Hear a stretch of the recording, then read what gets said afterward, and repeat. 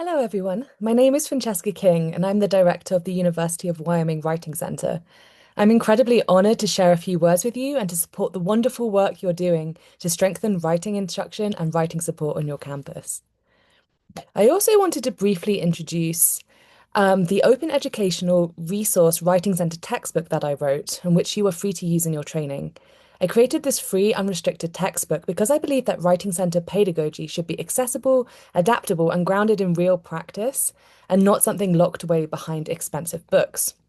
So the book walks tutors through the fundamentals of Writing Center work, including how to build rapport with writers, how to make decisions about higher order and lower order concerns, how to guide writers to become stronger in their craft rather than simply correcting or fixing, and also how to empower writers to take ownership of their ideas.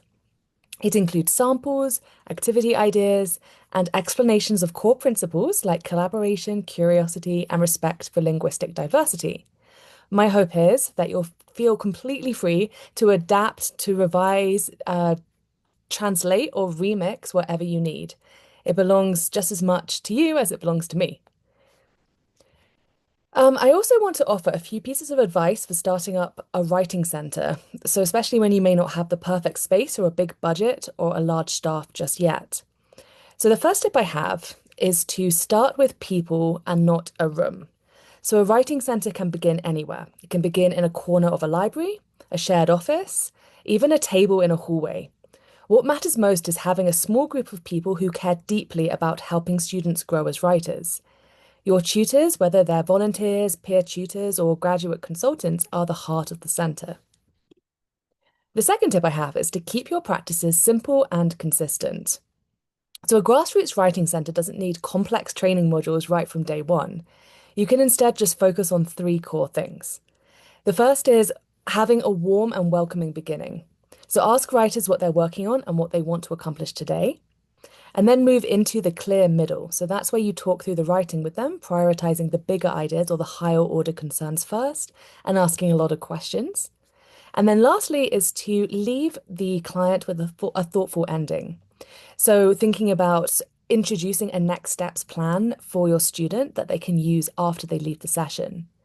And if you can do those three things well, you already have a writing center. The third tip I have is to build community slowly but intentionally. So you could invite faculty to visit sessions. You could ask instructors if you can give a 5-minute class announcement. You can host small events such as coffee hours or writing groups, or even tangential writing sessions such as the Halloween pumpkin event we hosted a few weeks ago. Every time a student or a teacher has a good experience, the word spreads through campus, and that becomes your strongest form of advertising. And then finally, let your writing center reflect the local context. So what works in Wyoming may not work exactly the same way in Jambi. And that's the beauty of writing centers. They grow from the needs, the languages, and the stories of the students they serve. So you can take what's useful from our model and our textbook and shape it into something that matches your own campus culture, your students, and your resources. Thank you so much for welcoming my materials into your work. I'm so excited to see how your writing center develops, and I'm cheering you on from across the world. Thank you, and I wish you all the very best.